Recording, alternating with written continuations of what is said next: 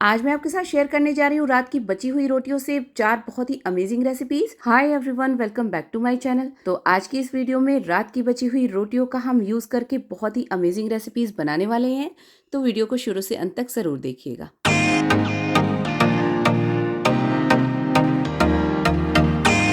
तो यहाँ पे मैं बनाने वाली हूँ बची हुई रोटी के नूडल्स, कटलेट्स, इसी के साथ साथ पापड़ी चाट और बची हुई रोटी के कोकोनट लड्डू। तो यहाँ पे मैंने ले ली हैं बची हुई रोटियाँ और इसी से हम बनाएंगे 4 अलग अलग तरह की रेसिपीज़। तो यहाँ पे सबसे पहले मैं बनाऊंगी रोटी के नूडल्स, जो बच्चों को बहुत ज़्यादा पसंद आएंगे। तो मैंने यहाँ पे 3 बची हुई रोटियाँ ले ली हैं। इसको इस तरह से सबसे पहले हम रोल कर लेंगे। तो देखिए इस तरह से रोल करते जाएं इसे। और यहाँ पे हम इसे कट कर लेंगे। तो यहाँ पे मैं इस तरह से पिज़्ज़ा कटर की हेल्प से इसे कट कर रही हूँ। आप चाहे तो नाइफ़ की हेल्प से कर सकते हैं।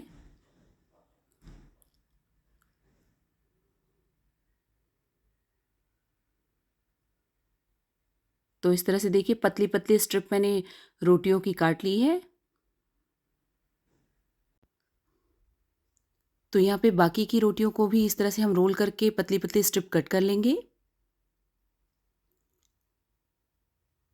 तो इस तरह से रोटियों की स्ट्रिप मैंने कट कर ली है। अब एक पैन में मैं डाल दूंगी ऑयल। अब ऑयल के गर्म होने के बाद हम डाल देंगे इसमें बारीक कटी हुई लहसुन और ग्रेट किया हुआ अदरक। दोनों को हम थोड़ा सा सौटे करेंगे। अब यहाँ पे मैंने कटी हुई सब्जियां ले ली हैं। तो मैंने यहाँ पे ले लिया है प्याज, शिमला मिर्च और गाजर। तो यहाँ पे मैं प्याज सबसे पहले ऐड करूँगी और प्याज को हम थोड़ा सा सौटे करेंगे। अब यहाँ पे मैं ऐड करूँगी गाजर। तो इस तरह से मैंने यहाँ पे गाजर ऐड कर दी है। इसे भी हम थोड़ा सौटे करेंगे। तो सब्जियों को हमें हाई फ्लेम पे ही कुक करना है और सब्जियों को ओवर कुक तो बिल्कुल भी नहीं करना है। यहाँ पे मैंने शिमला मिर्च भी डाल दी है। अब यहाँ पे इन सारी सब्जियों को हमें 1 मिनट से ज़्यादा कुक नहीं करना है। तो यहाँ पे मैं डाल रही हूँ 1 टीस्पून नमक। इसी के साथ साथ मैं इसमें डाल लूँगी करीब आधा टीस्पून विनेगर और आधा टीस्पून सोया सॉस, आधा टीस्पून रेड चिली सॉस। आप यहाँ पे चाहे तो टमाटो केचप भी डाल सकते हैं। मैं यहाँ पे डाल रही हूँ 1 टीस्पून शुगर। इन सारी चीज़ों को हमें थोड़ा सा जो है मिक्स कर लेना है। अब यहाँ पे मैं ऐड करूँगी थोड़ा सा ब्लैक पेपर पाउडर। तो देखिए सब्जियाँ अच्छे से कुक हो चुकी हैं। तो अब इसमें जो हमने रोटी के स्ट्रिप्स कट करके रखे थे वो ऐड कर देंगे और सारी चीज़ों को हम मिक्स कर लेंगे। तो यहाँ पे देखिए हमारे बहुत ही ज़्यादा अमेजिंग रोटी नूडल्स बनके तैयार हैं। बच्चे तो इसे बहुत ज़्यादा पसंद करने वाले हैं। तो यहाँ पे ऊपर से मैंने रोस्ट किए हुए थोड़े से सफ़ेद तिल डाल दिए हैं। इससे इनका टेस्ट बहुत ही ज़्यादा अमेजिंग हो जाता है। तो देखिए हमारे रोटी नूडल्स बन के तैयार हैं। सिर्फ 4 से 5 मिनट में ये नूडल्स बन के तैयार हो जाते हैं। तो है ना ये बहुत ही ज़्यादा अमेजिंग। अब बारी आती है रोटी कटलेट्स की। तो बची हुई रोटी के कटलेट्स बनाने के लिए मैंने यहाँ पे ली हुई हैं 2 बची हुई रोटियाँ और इसे अब हम डाल देंगे मिक्सर जार में। तो यहाँ पे मैं इस तरह से तोड़ के इसे मिक्सर जार में डाल दे रही हूँ। अब यहाँ पे मैं इसे 2 रोटी के साथ बना रही हूँ। आप चाहे तो और भी रोटी ले सकते हैं इसे बनाने के लिए। अब रोटी को हम मिक्सर में ग्राइंड कर लेंगे। तो यहाँ पे रोटी को मैंने ग्राइंड कर लिया है। इसे अब मैं एक बोल में ट्रांसफ़र कर रही हूँ। अब मैं इसमें ऐड कर रही हूँ उबला और मैश किया हुआ आलू। इसी के साथ साथ मैं डाल दूँगी प्याज। तो बारीक कटे हुए प्याज मैंने डाल दिए हैं और यहाँ पे बारीक कटी हुई मैं डाल रही हूँ शिमला मिर्च। तो सब्जियाँ आप अपने अकॉर्डिंग ऐड कर सकते हैं जो आपको पसंद हो। मैं यहाँ पे ग्रेट किया हुआ गाजर ऐड कर रही हूँ और इसी के साथ साथ मैं डाल रही हूँ ऊपर से थोड़ी सी बारीक कटी हुई हरी धनिया और ग्रेट किया हुआ जिंजर। और यहाँ पे मैं बारीक कटी हुई लहसुन भी इसमें ऐड कर रही हूँ। ये बिल्कुल ऑप्शनल है, आप ऐड करना चाहे तो ऐड करें या स्किप भी कर सकते हैं। यहाँ पे मैंने चिली फ्लेक्स डाल दिया है, साथ साथ थोड़ी सी बारीक कटी हुई हरी मिर्च डाल दी है और अब मैं डाल रही हूँ 1 टीस्पून लेमन जूस। और अब मैं ऐड कर रही हूँ 1 टीस्पून पाव भाजी मसाला और 2 टेबलस्पून कॉर्नफ्लोर। इसी के साथ साथ मैं डाल दूँगी नमक। इन सारी चीज़ों को मैं थोड़ा सा मिक्स कर लूँगी। अब यहाँ पे मैं इस तरह से ग्रेट करके एक चीज़ क्यूब डाल रही हूँ। ये बिल्कुल ऑप्शनल है।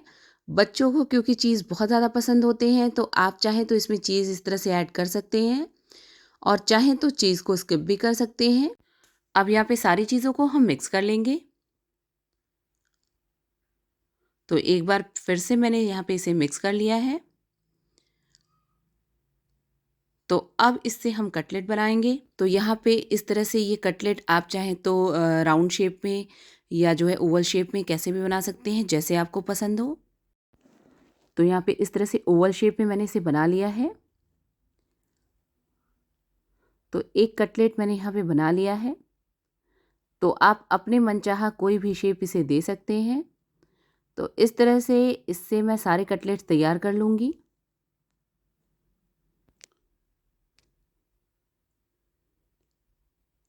तो देखिए यहाँ पे कटलेट्स मैंने तैयार कर लिए हैं। अब यहाँ पे इसे आप डीप फ्राई भी कर सकते हैं, लेकिन मैं यहाँ पे शैलो फ्राई करूँगी इसे। तो पैन में मैं थोड़ा सा ऑयल डाल रही हूँ। अब हम कटलेट्स को इस तरह से पैन में डाल देंगे। तो यहाँ पे मैं कटलेट्स को शैलो फ्राई कर रही हूँ। जैसा कि मैंने कहा, आप चाहें तो इसे डीप फ्राई भी कर सकते हैं।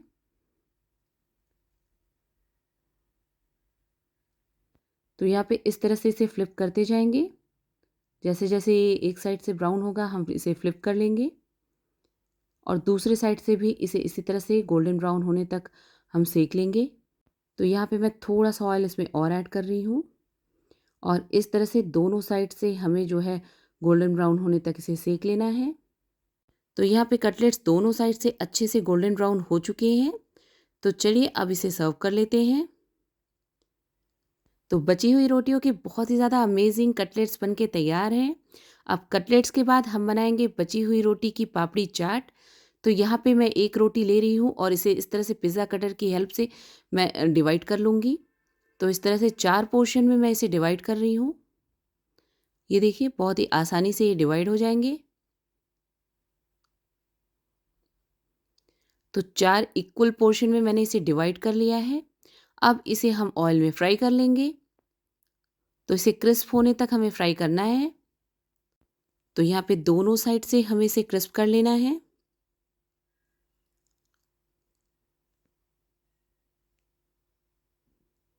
तो यहाँ पे देखिए हमारी रोटियां क्रिस्प हो गई हैं।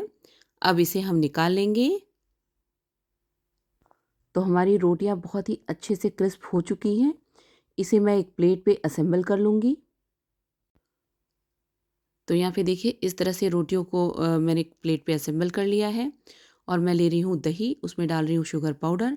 इन दोनों को मैं मिक्स कर लूँगी।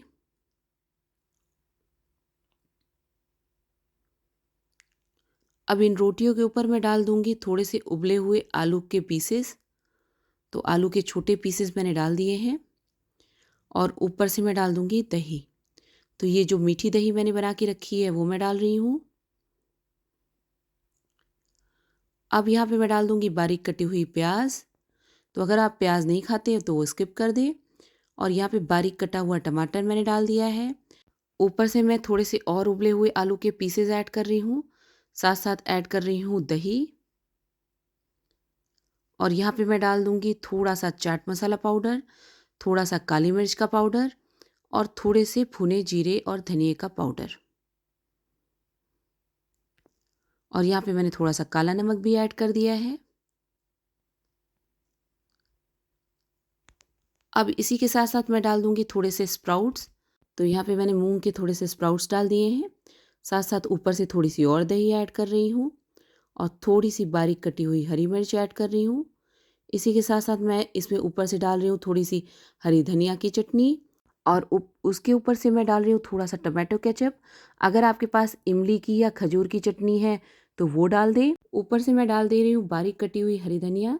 तो हमारी बची हुई रोटियों की पापड़ी चाट बन के तैयार है। अब बारी आती है कुछ मीठा बनाने की। तो आज मैं यहाँ पे बनाऊँगी बची हुई रोटियों से बहुत ही ज़्यादा टेस्टी लड्डू।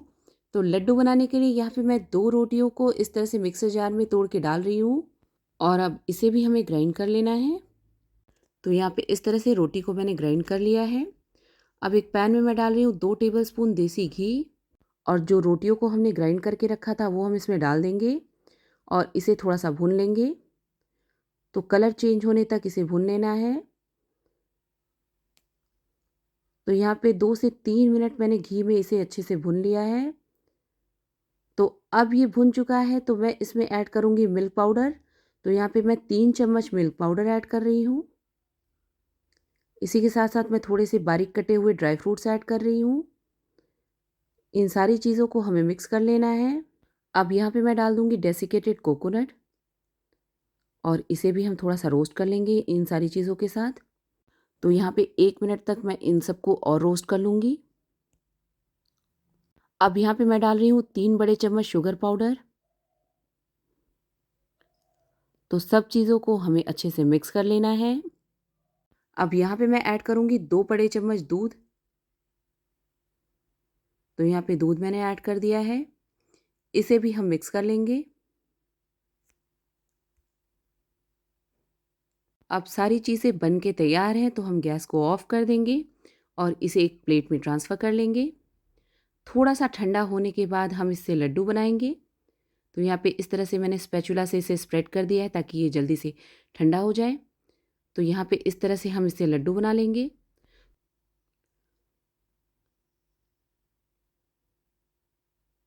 तो देखिए कितने ज़्यादा बढ़िया लड्डू बन के तैयार हो रहे हैं। तो है ना ये बहुत ही ज़्यादा अमेजिंग। तो बस इसी तरीके से हम सारे लड्डू बना के तैयार कर लेंगे। तो यहाँ पे सारे लड्डू मैंने बना के तैयार कर लिए हैं। अब इस तरह से इसे डेसिकेटेड कोकोनट से हम कोट कर लेंगे। तो एकदम बढ़िया से लड्डू हमारे बन के तैयार हैं। देखने में कितने ज़्यादा अच्छे लग रहे हैं आप खुद देख सकते हैं। तो इन्हें देख के कोई कह सकता है कि हमने इन्हें बची हुई रोटियों से बनाया है। अब यहाँ पे इसे मैं बारीक कटे हुए पिस्ते के साथ गार्निश कर रही हूँ। तो गार्निशिंग आप अपने हिसाब से कर सकते हैं। तो देखने में कितने बढ़िया लग रहे हैं ये लड्डू आप खुद देख सकते हैं। और खाने में तो इनका टेस्ट इतना अमेजिंग होता है कि आप विश्वास ही नहीं करेंगे कि ये बची हुई रोटियों से बने हैं। अब अगर आपके घर में भी रोटियां बच जाती हैं तो टेंशन लेने वाली कोई बात नहीं है। इस तरह से आप बची हुई रोटियों से इतनी टेस्टी रेसिपीज़ बना के तैयार कर सकते हैं जिसे बच्चे बड़े सब बड़े मज़े से खाएंगे। तो आपको आज की मेरी ये वीडियो कैसी लगी मुझे कमेंट करके ज़रूर बताइएगा। और वीडियो थोड़ी सी भी यूज़फुल लगी हो तो वीडियो को लाइक भी करिएगा। साथ साथ अपने फ्रेंड्स एंड फैमिली के साथ शेयर भी ज़रूर करिएगा। चैनल पे पहली बार आए हो तो उसे सब्सक्राइब कर लें और नोटिफिकेशन बेल को भी ज़रूर क्लिक करें। मिलती हूँ नेक्स्ट वीडियो में। Till then bye bye.